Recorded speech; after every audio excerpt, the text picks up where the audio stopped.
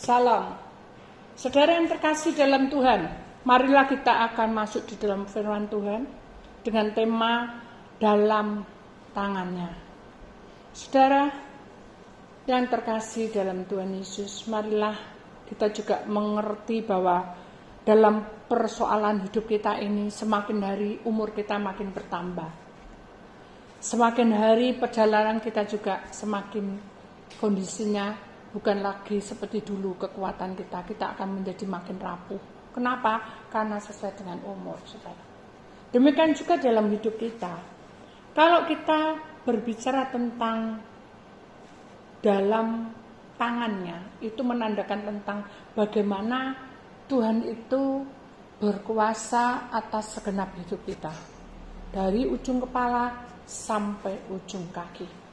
Dan kita akan perhatikan di sini, saudara. Saya akan berusaha untuk menerangkan, ya.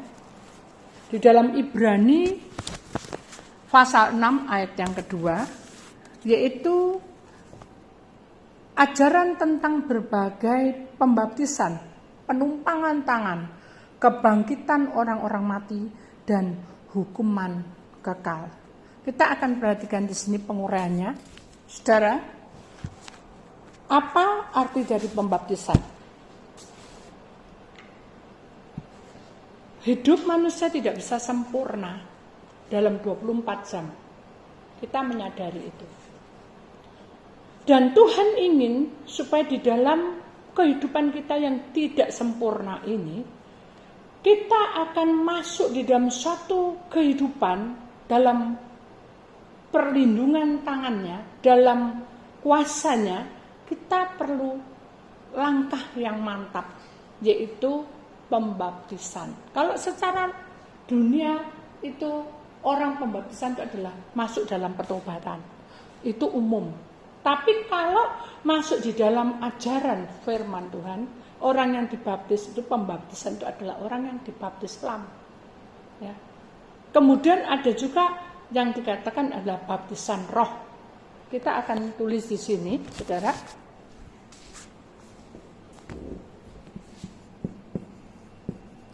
Baptis selam.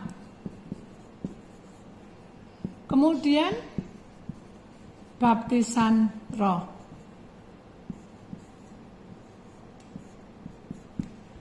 Loh Bu, apa bedanya? Tidak ada bedanya. Ini semua saling berkaitan, saudara. Jadi kalau namanya orang saling berkaitan, baptis selam itu menandakan bahwa tanda bahwa tubuh kita ini adalah milik Tuhan.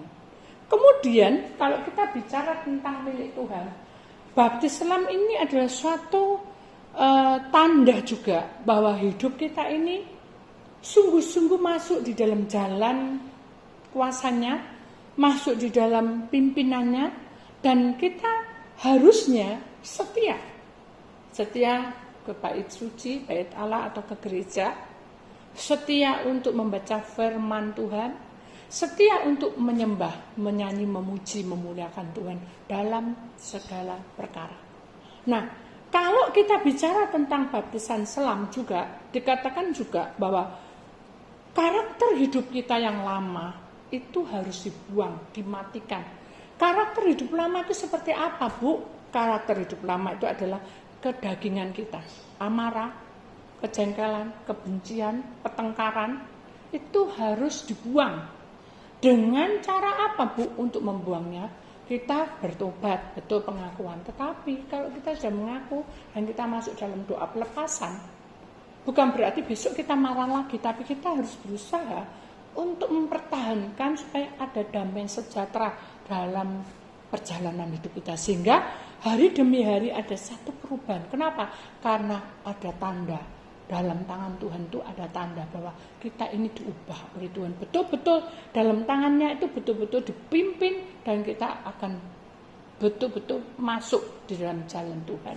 Itu yang pertama, secara kedagingan. Secara rohani kita berpuasa, terus kita orang bilang mengimani segala sesuatu. Contohnya apa sih, Bu? Berpuasa itu bukan sesuatu yang diperlukan. Oh, saya besok itu ujian, saya puasa. Bukan itu, saudara. Itu perlengkapan yang harus puasa. Tapi kalau namanya puasa itu, baik itu ada masalah atau tidak ada masalah, kita tetap ada hari puasa, saudara. Puasa itu sama dengan menyenangkan hati Tuhan. Kenapa? Karena dengan puasa itu kita terhindar dari kedagingan kita. Kita belajar untuk menjalani hidup ini untuk menjadi kudus. Itu puasa. Sebetulnya intinya seperti itu, puasa itu. Kemudian puasa itu bagaimana, Bu? Apakah harus ada hari-hari tertentu? Itu tergantung dari yang memberikan pengarahan, ya. Baik itu hamba Tuhannya atau orang yang boleh dikatakan mungkin juga saudara lagi konsing dengan seseorang. Nah, itulah arti dari puasa. Kemudian apa yang harus saya lakukan, Bu? Dengan baptis Islam ini apakah ada sesuatu perubahan? Harus ada perubahan, ya harus. Kenapa? Karena umur kita seperti tadi saya katakan, umur kita ini bertambah, ya. Dengan bertambahnya umur, keadaan kondisi juga akan rapuh. Kenapa? Karena sesuai dengan umur makin tua dan makin rapuh. Demikian juga perjalanan kita. Kalau selama manusia itu di dalam tangan Tuhan, kita harus ada perubahan. Harus ada tingkatan hidup untuk masuk di dalam, bukan kerapuan lagi, tapi menuju dalam genggaman atau tangan Tuhan. Nah, itu yang Tuhan inginkan dalam hidup kita, saudara. Kemudian kita akan melihat apa arti dari baptisan roh. Baptisan roh itu adalah jalan di mana kita itu akan peka, ya. Jadi baptisan roh itu mengajarkan kita masuk di dalam kehidupan yang akan peka, melekat pada Tuhan sewaktu-waktu. Contohnya seperti apa, Bu? Contoh, kita tidak tahu yang terjadi, ya, kita pergi.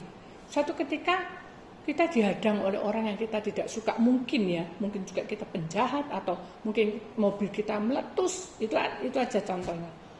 Kalau kita itu masuk di dalam baptisan roh, saudara, kita itu tidak lagi, bukan kita tidak marah atau apa, kita ini tidak lagi menyesali akan hidup ini. Jadi kalau kita masuk dalam baptisan selam, itu kedagingan kita yang mengatakan capek apa.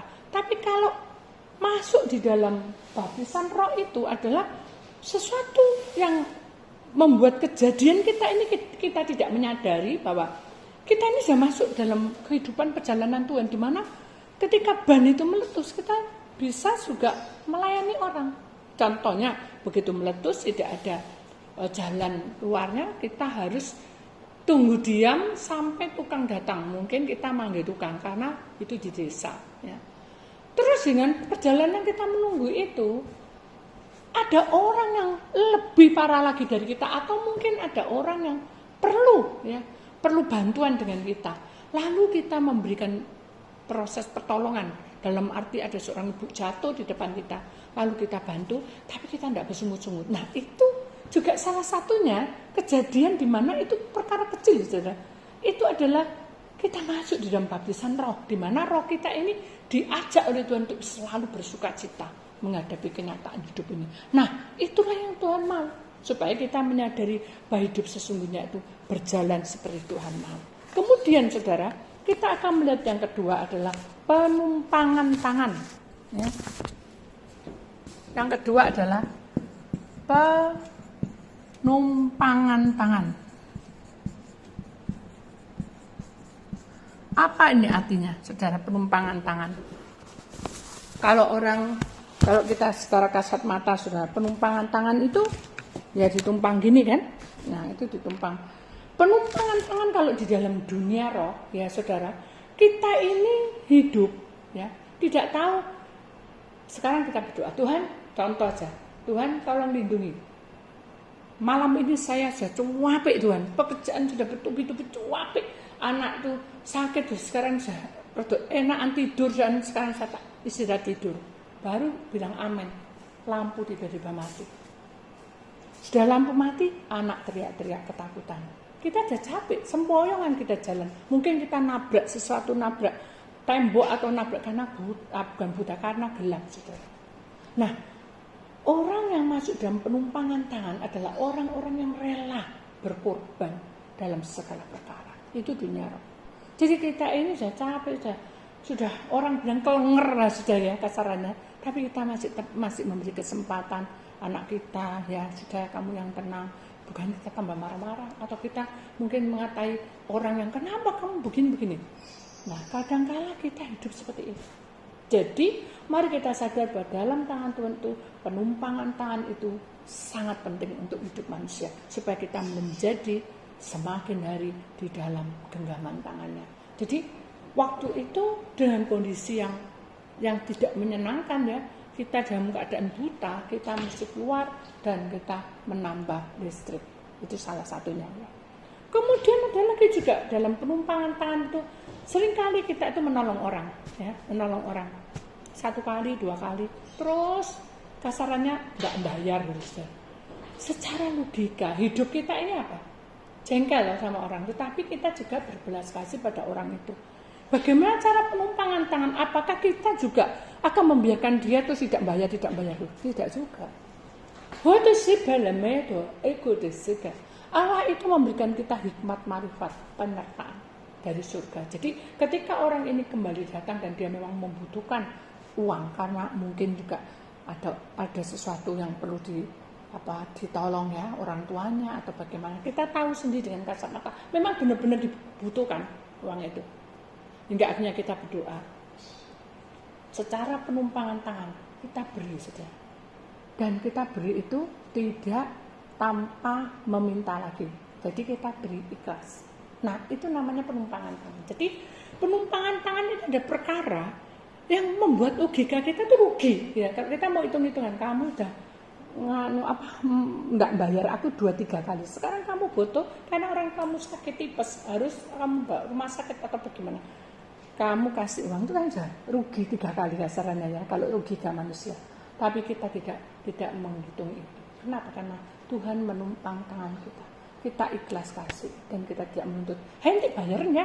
Tidak, kita ikhlas menuntut. Tidak menuntut, kita kasih. Nah, jadi penumpangan tangan ini adalah ajaran Tuhan pada kita supaya kita betul-betul melakukan seperti Tuhan. Ya, perbuatan yang Tuhan berikan kepada kita itu adalah satu perbuatan yang mulia. Ya. Yang tidak ada motivasi di balik semuanya itu. Jadi kita betul-betul rela berkorban. Itu namanya penumpangan tangan. Jadi kita sadar bahwa hidup kita di dalam tangannya. Kemudian yang ketiga, kebangkitan orang-orang mati. Ya. Kebangkitan orang-orang mati. Orang-orang mati. Apa ini artinya? Apakah kita bangkitnya orang-orang mati? Enggak, saudara, bukan itu maksudnya. Ya, kebangkitan orang-orang mati itu adalah di dalam hidup di dunia ini kita pasti bertemu dengan orang-orang yang berdosa. Ya. Seperti contohnya Maria Magdalena. Ya. Pada waktu itu Tuhan mendatangi Maria Magdalena di sumur Yakub. Dan dia berkata, boleh enggak aku minta air? Kalau kamu ngasih air, aku akan kasih air namanya air kehidupan. Ya. Jadi Tuhan itu tahu bahwa hidup dia adalah hidup yang rusak. Kalau orang dunia menilai bahwa itu hidupnya sudah rusak dan tidak ada pertobatan kasarannya, terus hidup kayak gitu tuh. Gitu. Jadi nggak mungkin lah orang ini pasti patut untuk dibunuh, ya. Patut untuk dilempari batu. Tetapi Tuhan menghampirinya dan dia berkata, aku minta airnya. Dan nanti kalau kamu kasih air itu, aku akan kasih air namanya air kehidupan. Secara logika, ini Maria tanya, loh kamu nih siapa? Golonganmu sama golonganku sudah berbeda. Nah ini salah satu rahasia. Kalau kita mau di dalam tangan Tuhan, kita tidak boleh berkata bahwa kamu ini A, kamu ini dari B, kamu dari bangsa A, kamu dari ini AA atau B.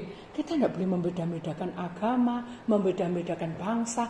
Kenapa? Karena Tuhan ingin supaya kehidupan kita ini, ya, yang tidak sempurna ini, kita ini seperti orang yang mati. Yang orang mati itu tidak ada kehidupan, saudara.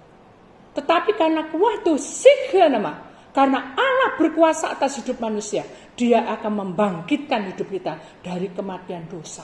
Nah, itu yang dimasukkan dalam roh kematian orang mati. Jadi, kalau kita sebagai orang-orang yang betul-betul masuk dalam kebenaran Tuhan, kita menyadari bahwa orang di depan kita, orang di sekitar kita, kita bisa menilai orang ini sudah rusak, orang ini bobrok, orang ini begini, itu kita bisa menilai. Tapi bukan berarti kita membiarkan dia semakin jatuh. Tetapi beri kesempatan seperti Maria ini. Kalau kamu kasih air ini, aku akan beri air kehidupan. Akhirnya dia berkata, kamu bukan golonganku, tapi Tuhan berkata, semuanya ya, tidak ada artinya apa-apa. Ketika kamu menjadi milik Allah, maka Allah akan memberikan kuasa atas. Jadi dia mulai memberitakan tentang kasih Allah.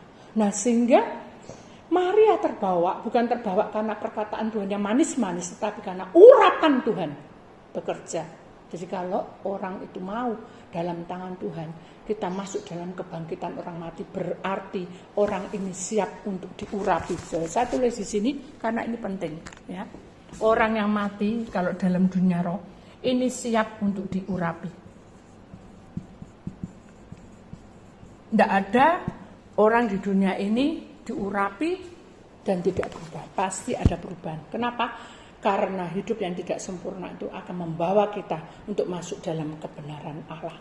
Jadi kita menyadari bahwa orang yang tidak sempurna itu adalah manusia. Tetapi kita tahu bahwa di sekeliling kita yang rusak ini, kita juga harus berusaha untuk memberikan pertobatan. Dalam arti gitu ya, itu kasarannya. Tapi bukan berarti kita terjerumus.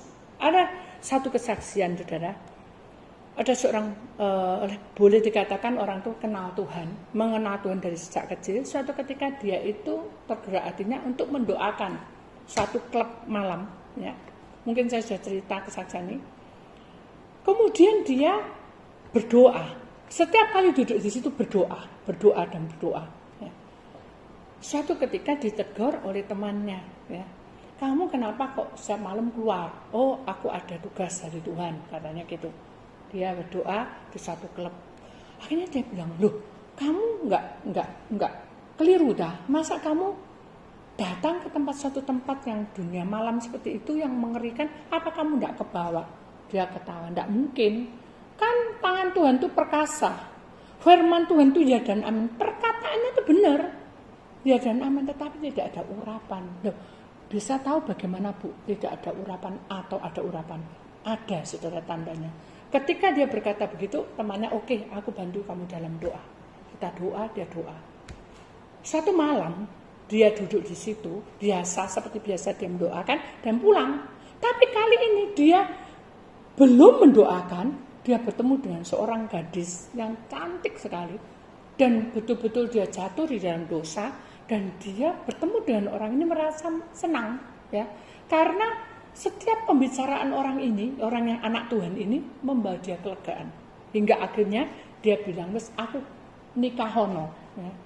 Aku nikahono, aku berjanji, aku bertobat dan aku tidak mau melakukan ini. Secara logika, oh ya, beneran toh, dapat orang cantik. Ya. Mengapa dia tidak tanya sama Tuhan, apakah ini jodohku apa atau tidak? Dia tidak mikir itu. Dia pikir bahwa ini adalah sesuatu yang Tuhan berikan. Ya, temannya bilang, kamu sudah doa. Loh, ini sesuatu yang Tuhan berikan. Karena aku tidak sengaja bertemu dengan orang ini. Saya tahu. Begitu dia mengalami suatu pernikahan,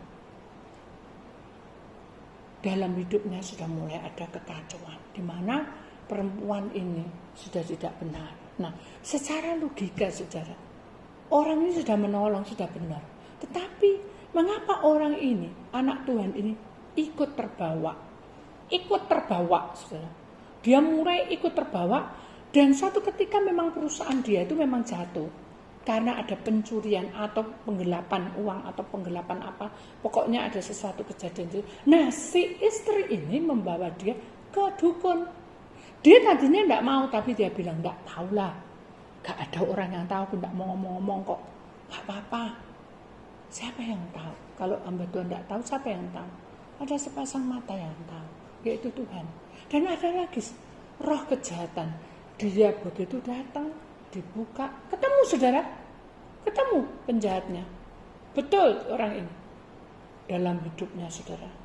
Hari demi hari, karena sudah tidak ada lagi Tuhan di dalam rumah tangganya. Dia terlalu percaya dengan orang pintar tadi. Akhirnya jatuhlah semua. Robohlah bangunan anak Tuhan. Kenapa? Karena bukan lagi di dalam tangan Tuhan, tapi di dalam tangan kuasa seseorang atau kuasa perdukunan. Nah, ini saudara, kebangkitan orang mati ini menandakan bahwa kita itu perlu urapan Tuhan sehingga kita bertahan. Kalau kita bertahan, maka hidup kita ini betul-betul di dalam tangan Tuhan. Kemudian kita lihat yang terakhir, dan hukuman kekal. Ya. Dan hukuman kekal. Apa artinya ini hukuman kekal? Saudara, sampai detik ini kita itu banyak pelanggaran. Ya, kalau kita memikirkan kembali ya ke belakang, banyak sekali pelanggaran. Tetapi Tuhan tidak pernah menghakimi dan menghukum kita. Itu satu poin yang kita bisa memikirkan bahwa Tuhan itu baik dan Tuhan itu bijaksana dan penuh kasih. Tapi mengapa terjadi sesuatu kejadian yang membuat seperti tadi itu anak Tuhan ya? Kejadian yang tidak terduga, kemudian dia akhirnya jatuh di dalam dosa. Apakah itu juga satu hukuman? Bukan, saudara. Karena itu adalah satu keputusan dia yang tidak memakai kuasa Allah. Dia memakai kepribadian kita untuk maju memerangi kuasa itu. Jadi itu intinya. Tapi kalau hukuman kekal itu adalah di mana dalam proses kita itu mengalami suatu kejadian. Kalau ini dunia roh, saudara. Ada satu kesaksian. Suatu ketika ada seorang ibu itu datang pada saya dan dia bilang, "Bu, badan saya ini mati separuh," katanya. Jadi saya itu kalau bangun pagi saya enggak apa-apa, tapi kalau 5:30 itu sakit semua dan jalannya itu semper, ya. Jadi jalannya itu separuh itu enggak bisa jalan. Nanti ada jam-jam tertentu lagi juga gitu, Bu. Apa saya didukunkan orang? Waduh, enggak tahu, Bu. Kita doa aja. Hanya kita berdoa. Begitu berdoa enggak ada apa-apa, saudara. Ibu mungkin ada asam urat. Cuma gitu aja karena saya memang berdoa dan Tuhan tidak suruh apapun. Kemudian kita bilang sudah kita ini akan puasa 40 hari. Ya, kenaan kematian Tuhan sebelumnya kan kita harus puasa. Kita puasa 40 hari. Begitu kita puasa, saudara. Orang itu datang. Dia duduk di tempat ibadah. Kita berdoa. Aneh, pada waktu kita berdoa itu, saudara, ada satu orang bilang, kalau orang zaman dahulu itu ada seperti lempengan besar segitu ya, kayak ada pegangannya. Itu saya tidak tahu apa itu ya. Jadi seperti kalau ada panah ya dia tameng gitu, tameng ya, mungkin ya namanya tameng itu berputar, kayak piringan, terbang. Akhirnya saya bilang, Tuhan ini apa yang terjadi? Sudah kamu berdoa, menyembah. Saya berdoa, menyembah. Hilang sudah. Kemudian lagi sudah. Ada satu wujud seperti lilin. Ya. Tapi lilin ini besar sekali gitu. Jadi seperti pohon gitu. Ya, besar tapi sepotong gitu. Tapi bercahaya gitu. Persis kayak lilin gitu. Saya pikir masa ada lilin sebesar itu. Berputar, terus kita nyanyi karena Tuhan tidak suruh apa-apa, kita nyanyi, hilang. Setelah itu saya kaget ada anak kecil yang telanjang, ya. Kecil, tidak tahu laki, tidak tahu perempuan, kita hanya melihat dia telanjang gitu, ya. Dia ketawa itu seperti nenek sihir, ketawa itu mukanya itu seperti orang tua gitu, saudara. Jadi saya mikir, ini dari mana asalnya gitu. Tuhan tetap bilang menyembah, saya sembah. Akhirnya dia terpelanting. Jadi kita menyembah tuh menyembah terpelanting. Terus kembali lagi. Mau mendekati terpelanting. Yang terakhir jadi berulang-ulang. Terakhir itu kan di tempat gereja saya waktu itu ada penutup kayak kayu gitu, saudara ya. Jadi untuk menutupi pintu kalau ada orang keluar masuk biar enggak terlihat kalau kita lagi mimpin pujian atau khotbah kan enggak terganggu gitu. Ditutupi itu. Terpelanting di situ.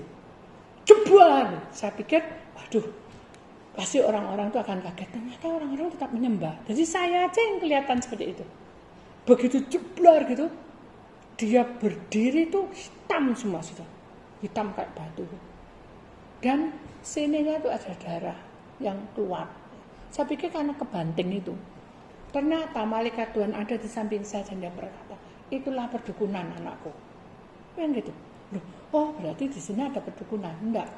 Ada orang yang memakai perdukunan. Kamu tahu lempengan yang sebagai tameng tadi itu adalah kuasa kegelapan.